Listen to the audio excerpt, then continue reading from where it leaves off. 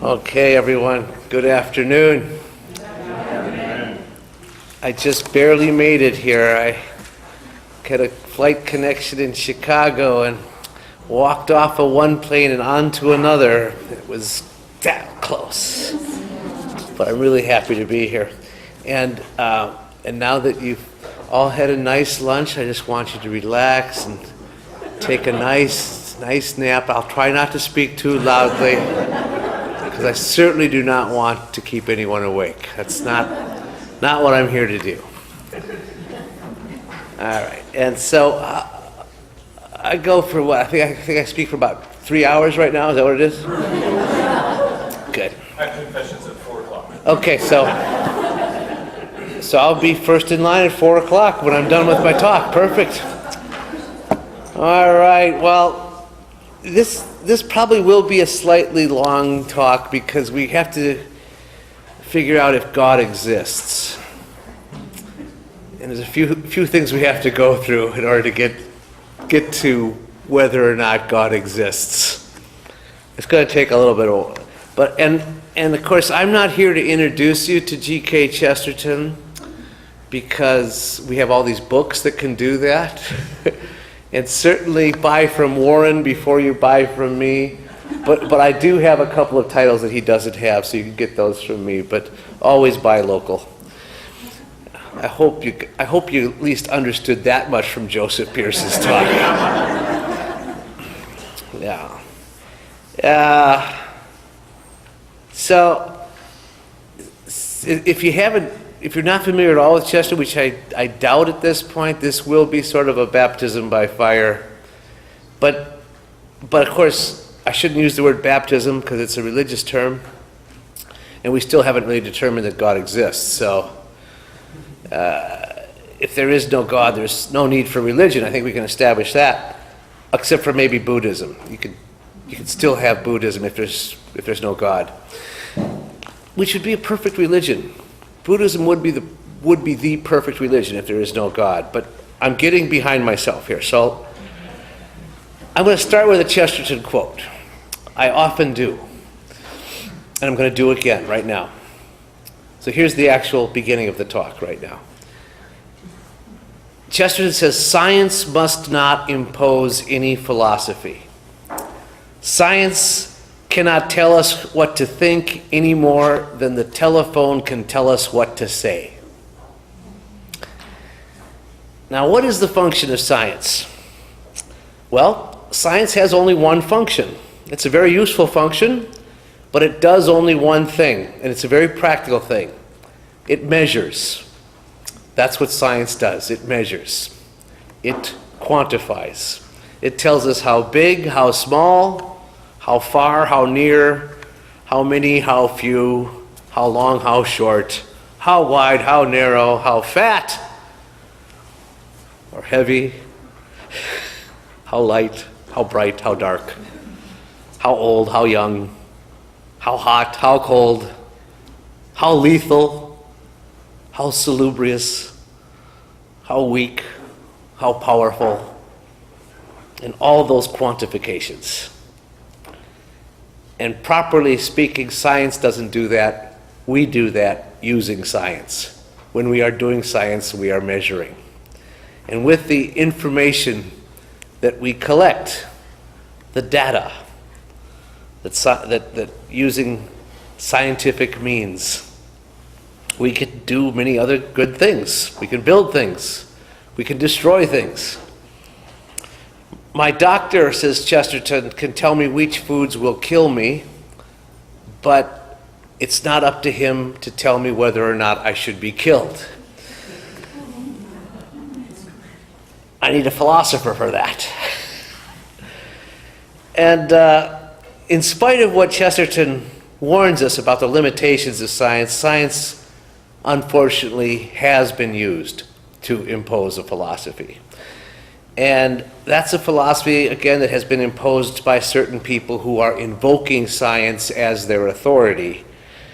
But the philosophy that they are subscribing to and imposing on us is materialism. The idea that the physical laws of the universe, the laws that that we have discovered are the only laws there are. That the material universe is the only thing there is, and that everything that happens requires some natural explanation using scientific laws. There's no room in materialism for any supernatural explanation whatsoever. And so that philosophy of materialism has been used to undermine religion, to attack religious belief, starting with the very fundamental idea that God created the heavens and the earth. If a materialist who uses his philosophy of materialism to invoke science to propose and propound the idea that the universe is self-existing, that there's no need for a creator, then that has philosophical and religious implications. Now, the modern philosopher whose name that you've all heard, who is probably the most famous proponent of scientific materialism, and possibly the most influential of all modern philosophers, is Friedrich Nietzsche. And we are living in a world that is largely created by Friedrich Nietzsche. One of the corollaries of the philosophy of scientific materialism is Darwinism.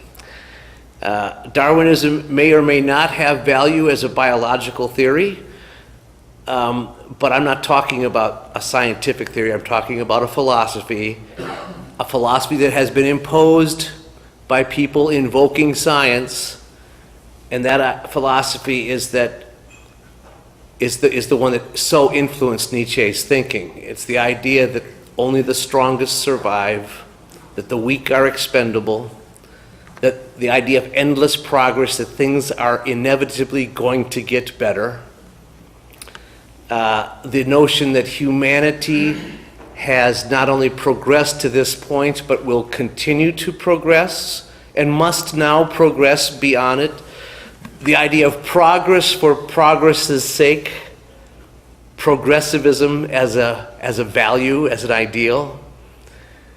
And Nietzsche already claimed that humanity had evolved or progressed past a point that no longer required religion, no longer required God.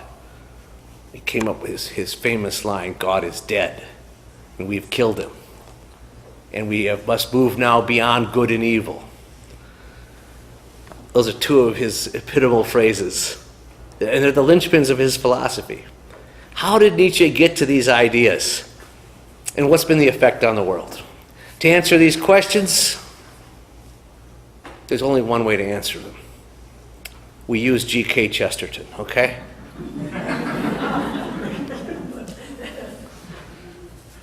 Why Chesterton? Because that's what I do, all right? Chesterton provides amazing insights into Nietzsche. It's amazing how much he actually wrote about Nietzsche, considering that he was writing at the beginning of the 20th century. Nietzsche's ideas were already completely out there, already in wide circulation, even though the man himself had been dead for less than 20 years. One of the first things that Chesterton points out about Nietzsche is very interesting. He points out that he's an aristocrat. Aristocracy, Chesterton says, is not a system, it's an accident. It's what happens when a small group of people have too much money, which prevents them from doing honest work. And Chesterton says that aristocracy is the rebellion of the rich against the poor. An elite group of people who have a mistaken notion that their money and their power automatically gives them good ideas.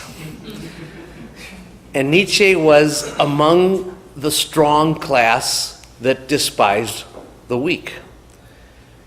And ironically, Nietzsche himself was not the sort of man that he praised. He himself was a weak man. In fact, Chesterton says Nietzsche was probably afraid of a cow. A frail, fastidious, and entirely useless anarchist. His whole work is shot through with the pangs and fevers of his physical life. He had a curious hatred of the weak, and this extended to all humanity. And that's why he said, we need an overman, a superman. That was his term, the overman, the superman, Übermensch. Didn't say anything about a Spider-Man, but he said, man is a thing that must be surpassed. And he also points out that Nietzsche had a wonderful wit. He was very eloquent, great use of rhetoric. One of the best rhetoricians of the modern world. A remarkable power of saying things that master the reason for a moment because of their gigantic unreasonableness. For instance, here are some lines from Nietzsche. Your life is intolerable without immortality, but why should not your life be intolerable? You say a good cause justifies any war, but I say a good war justifies any cause. One must have chaos within, that one may give birth to a dancing star. What just happened? The language is striking, it's seductive, but the tone is always scornful. And Nietzsche just treated mankind with endless scorn, with a superior sarcasm. He could sneer, says Chesterton, but he could not laugh. And his followers are much the same. Chesterton says, no one has ever met a jolly Nietzscheite. And it's strange that Nietzsche preached a gospel of hardness. Why is this strange? It's strange, Chesterton says, because to preach anything is to give it away. When we preach something, we are giving a gift. We're telling people what's what so that they may somehow be better as a result of our preaching. It's an act of altruism. But why should Nietzsche care about the weak perishing?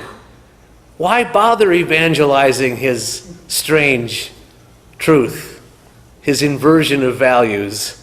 It's going to happen anyway. With Nietzsche, it's all inevitable. It's going to happen anyway. Why would any determinist get out there and preach determinism? What a waste of time. And maybe he did it because it bothered him that God was dead. Something bothered him. Because he went mad. He completely lost his mind. Another thing people never want to talk about Nietzsche is the fact that he completely lost his mind. He ended his life in an insane asylum. Some say he went mad as a result of getting syphilis. Well, what indicates that he was already mad is the way he decided to get syphilis. He actually purposely went out and found a prostitute who he knew had syphilis with the purpose of infecting himself. And at that point, he was a virgin. Chesterton says he embraced immorality like an austere and difficult faith. He urged himself to lust and cruelty with the same tremulous enthusiasm with which a Christian urges himself to purity and patience. He was trying to enact his philosophy of going beyond good and evil. So he was already crazy. Chesterton argues in Orthodoxy that if you take any modern philosophy to its logical conclusions, it will end in the nut house. And Nietzsche is the prime example of that. He acted out his philosophy, and he ended up in an insane asylum.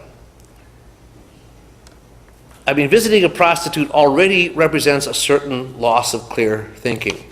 But the way he went about it was extreme madness. But there are some who argue that his mental break came when he saw a man on the street beating a horse mercilessly.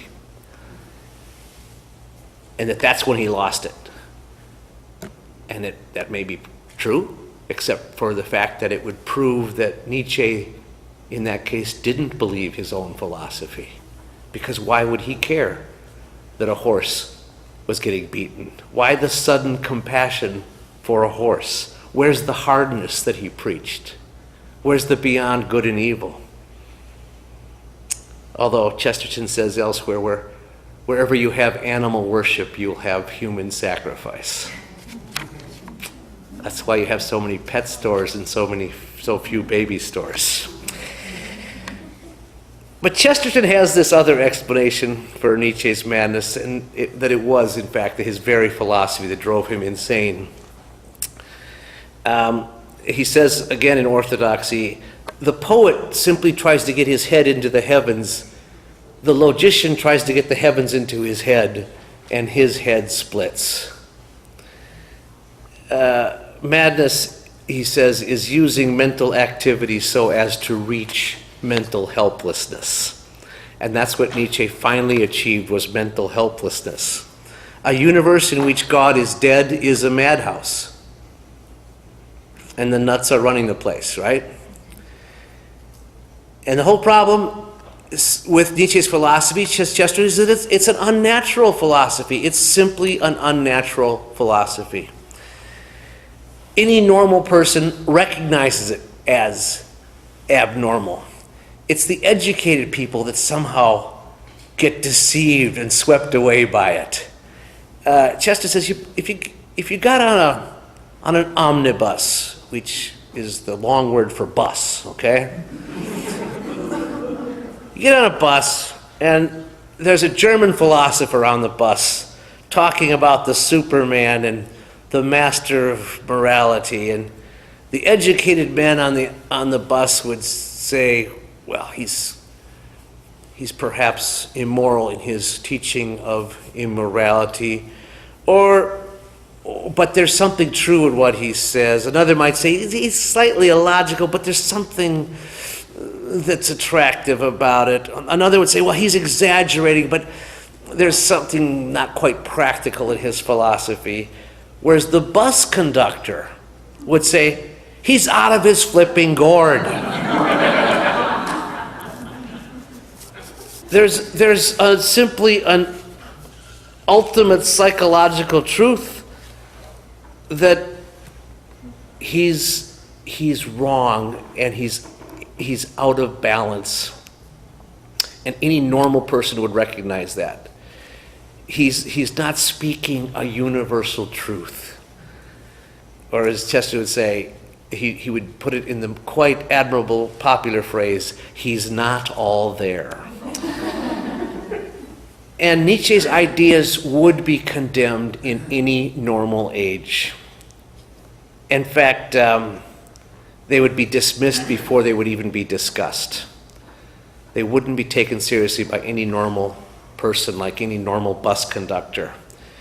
But the problem with all these German philosophies is that they go against common sense. Each of the German philosophers pretended to have a thought that nobody had ever had before, and they attempted to build a system that was supposedly unique, whether it was the system of Kant, or Hegel, or Schopenhauer, or Marx, or Nietzsche. They all came from the same place, and they all had They all started with basically wrong ideas and then built a system on it.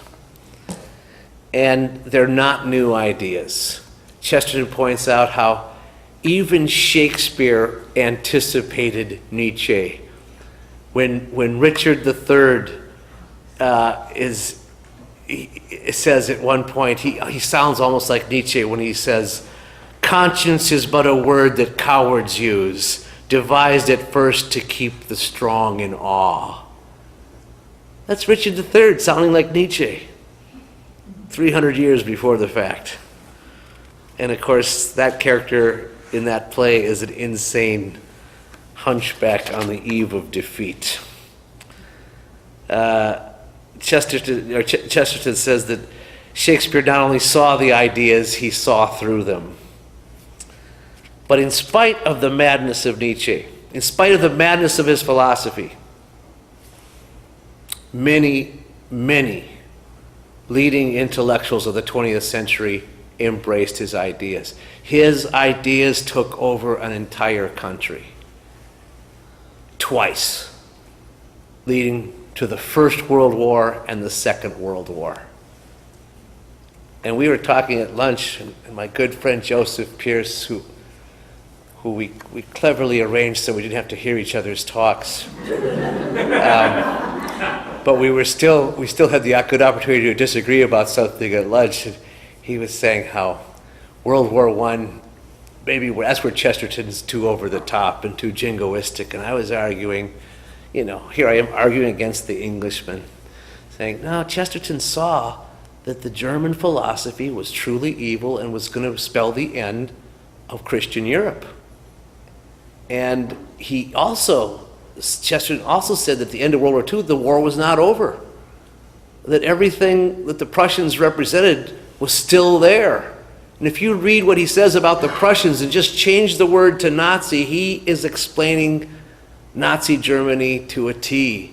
And it was because they embraced these strange Teutonic ideas of beyond good and evil. And that we have to have a master race, a Superman.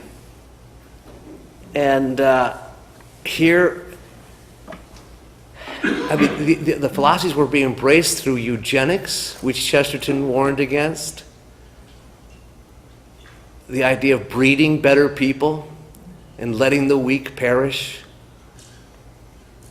Only the certain types should be reproducing and other types should not be. Margaret Sanger embraced these ideas. She was a member of the American Eugenics Society. One of her covers of the Birth Control Review, the journal that she published, says, "More children for the fit, less for the unfit." And Chesterton predicted that this idea of contraception would be considered progress, and that the progress would lead to abortion, and it would lead to infanticide and to euthanasia. Everything that he warned about were exactly the ideas that Pope Paul VI wrote about in Upane Vitae.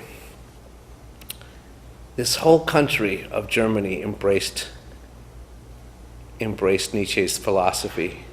Chesterton knew it had to be defeated, and that's why he supported the idea of defeating Germany in the war. And when the war was over, he said it wasn't over. He said we are headed towards a new war. He said it will be the worst war in all of human history, and it will start on the Polish border. And ironically, we won that second war also, except what happened? All the German professors came to America, and they taught Nietzsche in our universities. And they fell right back into the same seductive ideas of moving beyond good and evil,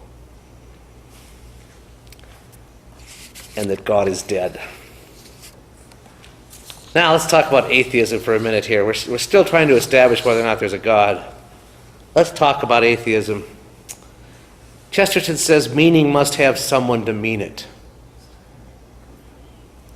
So if there is no God, there is no meaning because there's no one to mean existence.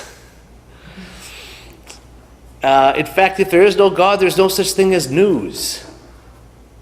Because news means something that's newsworthy. That's something that has significance. And there can't be significance if there is no meaning. And there's simply no meaning to anything if we are merely the careless consequence of a mindless, random, unintended ripple in the rolling recklessness of space and time, or whatever those categories might happen to mean.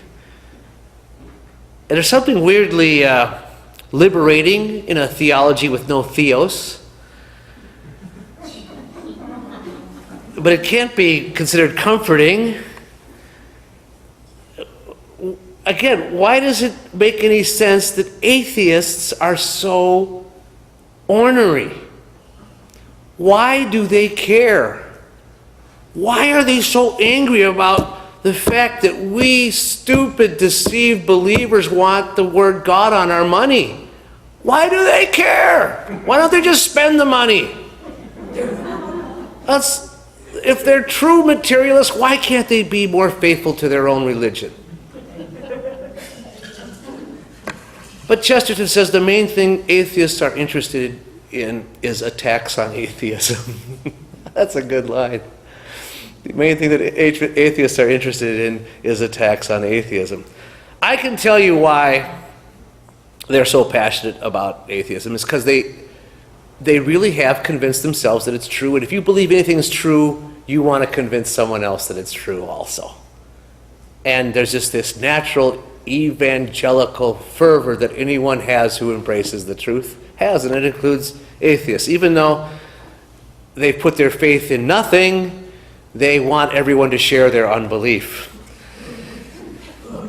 And he says there's something bold about atheism. He says it's the assertion of a universal negative, which is a courageous act to take, even though it's reactionary. He says it's simply a very sad simplification, but he has more respect for an atheist who actually has some convictions than for an agnostic who simply is a wobbly, wimpy, can't make up my mind, don't really know if I believe what you're saying, but I'm not going to believe it, because I'm not going to believe anything. Because that's going to be taking a stand, and I'm not going to stand. Yes. The word agnostic, Chesterton points out, is simply the Greek version of the Latin word ignorant. And people are always proud of being agnostic, but they're never proud of being ignorant. It's amazing how that works. But he says the point is that atheism, however, has taken over our language. It's taken over the way we express our relations with one another in public discourse. He says whenever any human action is named or described, the words chosen always indicate that there's no soul in it. He says they'll talk about love or passion, but they won't talk about love or passion. Because love and passion imply purpose and desire. So they talk about the relations of the sexes, which is putting the sexes on the same level of a chair and a table and who have a relationship with each other. They won't talk about the waging of war, which implies a will. They talk about war breaking out like a boil.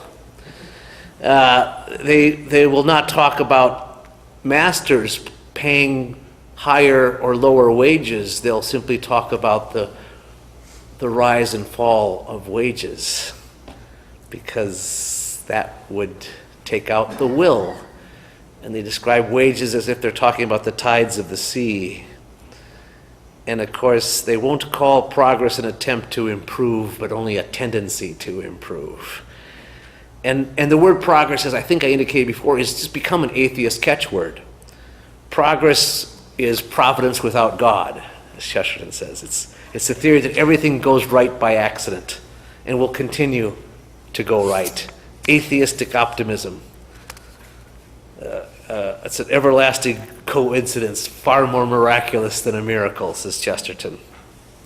Which brings us to Chesterton's most famous quotation. When a man stops believing in God, he doesn't believe in nothing, he believes in anything. You hear that one. You've all heard that one, right? Yeah. Chesterton never said it, you know. But that's okay. No such thing as bad publicity. I love to see the quote ascribed to him. Every time his name's out there, it's a good thing. It's a good thing. And it's not that he said something very similar. It's basically a reconstruction of two different quotes. It's certainly a Chestertonian idea, just like one of his other most famous quotations, that tolerance is the virtue of the man without convictions. He didn't say that either. But it's on t-shirts with his name on it, so that's the important thing. The world generally associates religious fanaticism with intolerance. Because fanatics are intolerant, but they're also the exception, because Chester defines a fanatic as someone who's taken one small piece of the truth and substituted it for the whole truth. And most believers are not fanatics. Most believers are well-balanced, reasonable, normal. The problem is that atheism has taken over public discourse. So even though most people are religious, and most religious people are not fanatics, any religious belief at all is regarded as fanaticism. And the intolerance, which Chesterton calls bigotry, is on the part of those who don't believe anything. Agnosticism is indifference. It's not tolerance. There's a difference. Chesterton points out that the first Christians in the first century were persecuted by people who were indifferent. The Romans didn't care about Christianity. The people who crucified Christ, the Romans who carried out the execution, they didn't care. That guy whose name we say every Sunday, Pilate? I don't want anything to do with this. I'm done. I'm out. I'm indifferent. I'm going to wash my hands of the whole thing. And guess what? We say his name every Sunday because it was indifference that put Christ to death and that continues to persecute the church. And the communist regimes that spilt so much blood in the 20th century were indifferent. They didn't have enough of a philosophy to think things out. And as America grows more secular, we can expect to see that same indifference, which is preached as tolerance, but becomes more and more intolerant of religion. We can expect to see a greater persecution of Christianity and of our faith. Chesterton says, you can talk about God as a metaphor or a mystification. You can water him down with gallons of long words or boil him to rags of metaphysics. And it's not merely that nobody punishes, but nobody protests. But if you speak of God as a fact, as a thing like a tiger that's a reason for changing your conduct, the modern world will stop you somehow if it can. Start talking about God as a reality, and that makes people nervous and upset. Go ahead, practice your religion. Just stay out of my face. That's indifference. But when you start talking about, God is real, there's going to be a judgment, you probably should adjust your life accordingly. People hate that. How am I doing, Dusty? What time are we supposed to end this? 2 o'clock or so, then time for questions. Okay. All right. In that case, I'll speak for 5 more minutes and then we'll take questions. You good with that? What is Catholic philosophy? In a word, it's Thomism. It's St. Thomas Aquinas. He is the greatest of all philosophers. And he's certainly the greatest of all Catholic philosophers. He was the one who took Aristotle and baptized him. And up until that time, most Christian philosophy was based on Plato. And it tended towards a subjective understanding of reality. Whereas Aristotle gives us the idea that reality is real and it's out there, and that you can trust your senses that they are actually windows to the real world. And the truth is outside ourselves. We didn't make it up. Reality is real. We didn't make it up. And it's apart from us, and we need to have a right relationship with it. It's outside of ourselves. And we get to make a choice. We have this thing called free will. And we can say yes or no towards truth.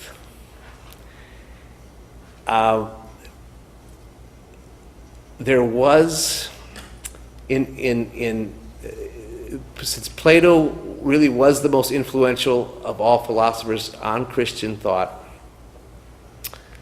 and most embraced by the great Saint Augustine, it's not that anything Augustine said was wrong, it's just that he emphasized certain things more than others to the point that the other things didn't get emphasized at all. And that's why people have taken Augustine and twisted him to the point that he doesn't have free will in his philosophy anymore, or that he's completely subjective, and that he doesn't trust the senses at all. In fact, thinks the material world is bad. He doesn't quite say that, but he can be made to say that. Aristotle, through the great eyes of Thomas Aquinas, says that God created a good world, and the material world that God created is good because God created it. And he didn't make any bad things. There are only bad uses of things that we can put those things to. That reality is something we can access through our senses, that our 5 senses are doors and windows to the real world, and that we can trust our senses. They can be deceived at times, but for the most part, common sense says we can trust them. And that it's a basic philosophy that, as Chesterton says in his great book, Thomas Aquinas, it's based on the idea that there is an is, and that eggs are eggs. I'm not exaggerating either. And I didn't mean to crack you up either, but Chesterton's amazing insight is that the Protestant Reformation was a revenge of the Platonists against the Aristotelians. A certain Augustinian monk named Martin Luther rejected Thomas Aquinas and rejected an Aristotelian understanding of philosophy, and did great damage to Christian thinking and to European thinking. Because where did all those bad ideas come from? They all came from the same place in Germany that Martin Luther came from. Nietzsche, Marx, Schopenhauer, Hegel, all the rest of them are from the same area in Germany, and the same bad thoughts that infected the rest of the world by a rejection of Christian and Catholic philosophy. And that confusion continues today. A revival of Thomism is what we need more than anything else in our universities and in the Catholic Church. Philosophy never was better than that, and it will never be better than that again. And that's the revival we need to help lead. And Chesterton says, if there were no God, there would be no atheists.